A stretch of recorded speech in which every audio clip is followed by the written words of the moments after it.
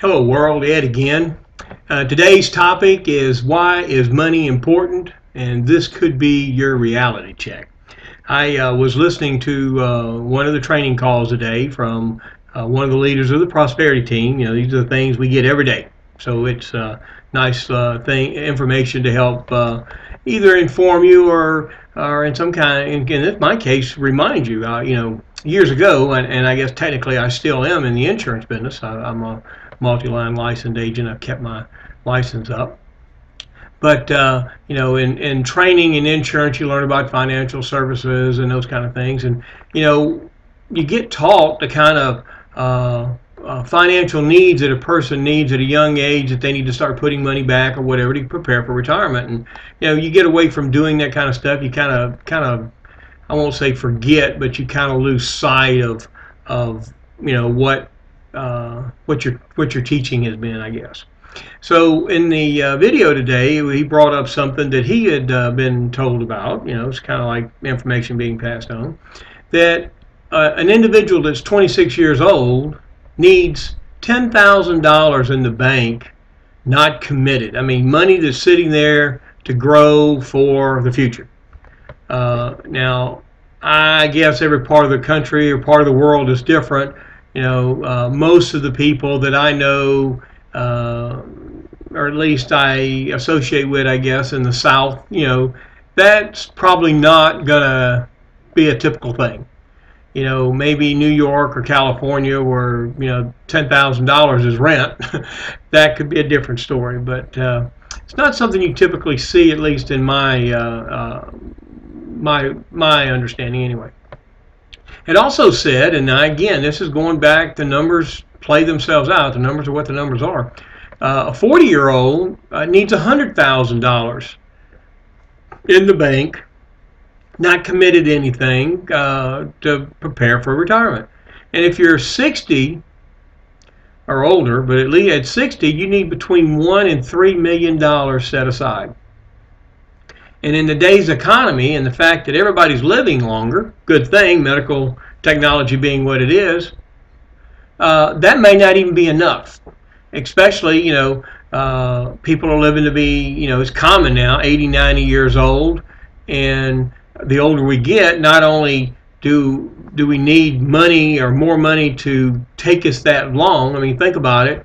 A guy retires at 60 to 65 and he lives to 90, that's 25, 30 years that he's quote unquote not working or productive per se, and he's trying to live 30 years on money that he built up before retiring. So he spent basically 40 years growing enough money that he hopes will sustain him and his spouse or whatever for another 30 years.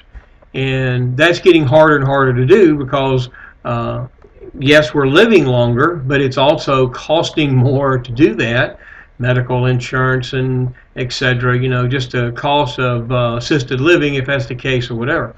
So it gets kind of scary when you think about it. I understand now that I kind of put it in perspective why I see so many people in their 60s and 70s still working.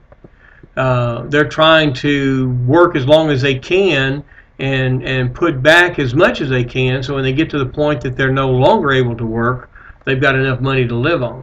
So, and obviously Social Security is not enough, and the ongoing theory is that it's not going to be there for us when we get ready to retire. I've heard that pretty much my whole working life, and it's always there, but, again, will it be?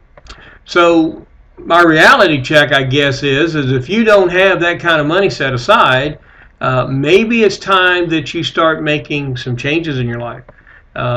It's hard to save money when you're working 10, 12, 14, 16 hours a day just trying to pay the mortgage and put clothes on the children and feed everybody. So if you're not stacking money aside now, maybe it's time you might want to think about another path.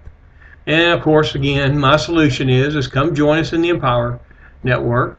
Let the Prosperity Team teach you and guide you in the methods of growing the income so that you can have an extra $10,000, $15,000 a month coming in, and now you can take care of the bills you may have, take care of your needs that you may have, and at the same time start putting that money aside that you're going to need for that future retirement. Because I don't know about you, I don't really want to retire on a fraction of what I'm making now. I'd rather retire and be able to maintain the lifestyle I have now or better. I mean, whole point is you want to improve the way your life is, not get worse. So you hear people say, well, money's not that big a deal. I get by on what I'm getting.